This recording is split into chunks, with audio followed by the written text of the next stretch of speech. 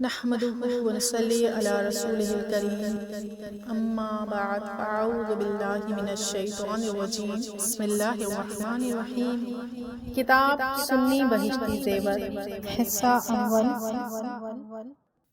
صفحہ نمبر 90، باب بدعت سیئہ و حسنہ۔ یہ کتاب PATF اسلامک انفو کی جانب سے ریکارڈ کروائی جا رہی ہے۔ خارجیوں کی مانوی نسل سے تعلق رکھنے والے، خواہ وہ تقلید ائمہ کے منکر ہوں، خواہ اہل سنت و جماعت کے چاروں مذہبوں میں سے کسی ایک کے امام مجتہد کے مقلد، اور تقلید ائمہ بالخصوص ہمارے ان اطراف و اکناف میں امام اعظم ابو حنیفہ رضی اللہ تعالی عنہ کی تقلید کے مدعی، ان سب میں ایک باطنی بیماری مشترک ہے، اور وہ مسلمان اہل سنت و جماعت کو بدعت کا پیرو، بدعتی، جہنمی، مشرک، شرک پسند اور قبر پرست وغیرہ کے القاب اور خطابات سے نوازنا، اور بات بات پر انہیں قرآن و حدیث کا مخالف بتانا، حالانکہ جو مسلمانان اہل سنت و جماعت کو بدعتی و گمراہ کہے، وہ بدعتی و گمراہ اور ناحق پرست ہے کہ بحکم حدیث ناجی و جنتی اور نجات پانے والا گروہ اہل سنت و جماعت آج چار مذہب حنفی، مالکی، شافعی اور حنبلی میں جمع ہو گیا ہے۔ اب جو ان چار سے باہر ہے وہ اسلامی برادری سے گویا کہ باہر اور بد مذہب ہے۔ تو کہنا یہ ہے کہ ان بد مذہبوں میں بدعت کا بڑا خرچ ہے۔ جس چیز کو دیکھیے بدعت و گمراہی کہہ کر مسلمانوں کو ورغلاتے اور فریب کھلاتے ہیں۔ اس لیے مسلمان یاد رکھیں، بدعت اس نوپید نئی چیز کو کہتے ہیں جو رسول اکرم صلی اللہ علیہ وآلہ وسلم کے بعد دین میں نکلی اور مسلمانوں میں رواج پا چکی۔ اس کی دو قسمیں ہیں۔ نمبر 1، بدعت ضلالہ، جس کو بدعت سیئہ بھی کہتے ہیں۔ یہ وہ نوپید بات ہے جو قرآن و حدیث اور اجماع امت کے مخالف ہو، یا یوں کہنا چاہیے کہ جو نوپید بات کسی ایسی چیز کے تحت داخل ہو جس کی برائی شرع سے ثابت ہے، تو وہ بری اور بدعت سیئہ ہے، اور اس کی دو صورتیں ہیں۔ مکروہ، حرام، جیسے داڑھی منڈانا اور اس کی نئی تراش خراش ایجاد کرنا، یوں ہی محض اپنی نام و نمود کے لیے مسجدوں کی زیبائش وغیرہ۔ نمبر 2، بدعت حسنہ، جس کو بدعت محمودہ بھی کہتے ہیں۔ یہ وہ نوپید بات ہے جو کتاب اللہ اور حدیث رسول اللہ اور اجماع امت کے مخالف نہ ہو، یا یوں کہہ لو کہ بدعت حسنہ وہ ہے جو کسی سنت کے مخالف و مزاحم نہ ہو، بلکہ وہ کسی ایسی چیز کے نیچے داخل ہو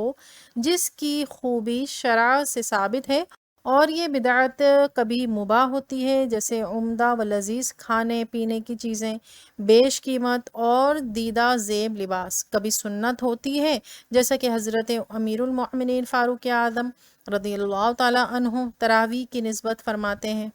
نعمت البدعۃ ہذہ، یہ اچھی بدعت ہے۔ حالانکہ تراویح سنت موقدہ ہے اور کبھی واجب ہوتی ہے، جیسے اہل دلالت اور گمراہ فرقوں کے رد میں تصنیف و تالیف اور ایسی کتابوں کی اشاعت تاکہ مسلمان گمراہی سے بچیں، یا قرآن و حدیث کو سمجھنے کے لیے علم صرف و نحو وغیرہ علوم کو پڑھنا جو فہم و ادراک احکام شرع میں مفید و معاون ہوں۔ مسلمان خوب یاد رکھیں کہ جس امر کی اصل شرع شریف سے ثابت ہو وہ ہرگز بدعت قبیحہ نہیں ہو سکتا، مگر خود ان منکرین کے مدارس اور ان کے وعظ کے جلسے،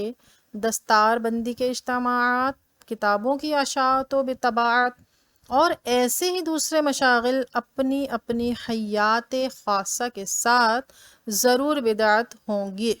مگر ان کے یہاں تو یہ ٹھہری ہے کہ محبوبان خدا کی عظمت کے جتنے امور ہیں سب حرام و بدعت ہیں، اور جس میں ان کا مطلب ہو وہ حلال و سنت ہیں۔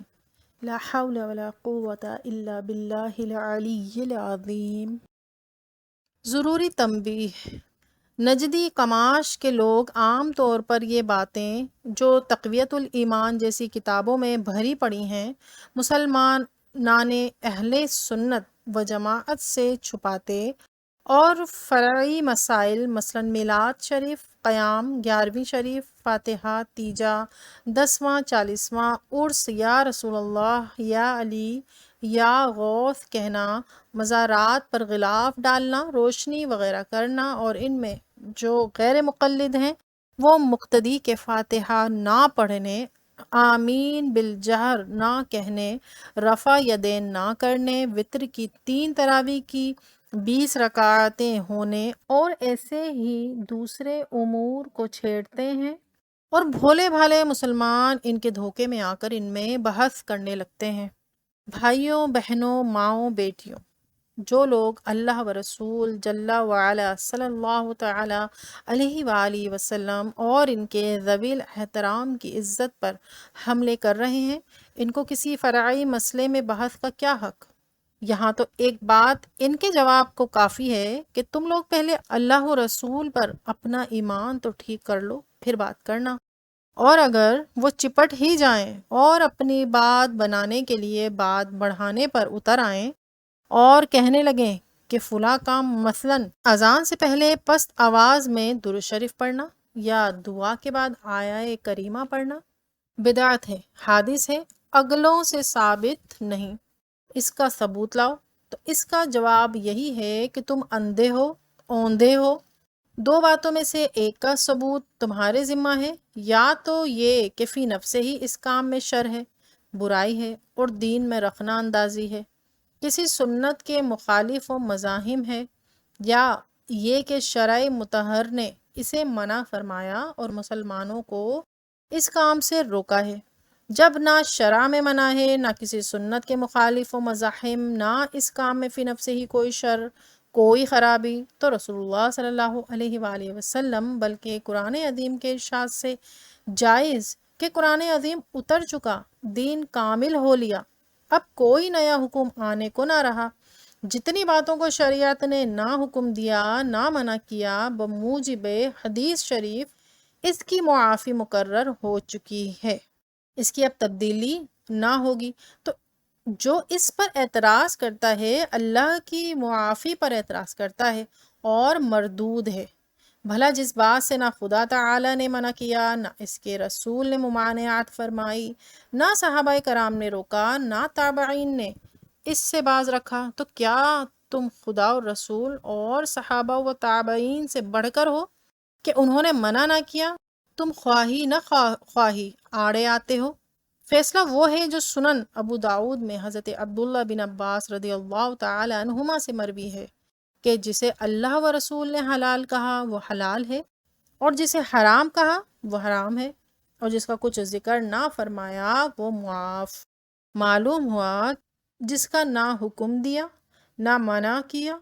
وہ نہ واجب نہ گناہ بلکہ معافی میں ہے، اور مسلمانوں کے لیے اس میں راہیں کشادہ۔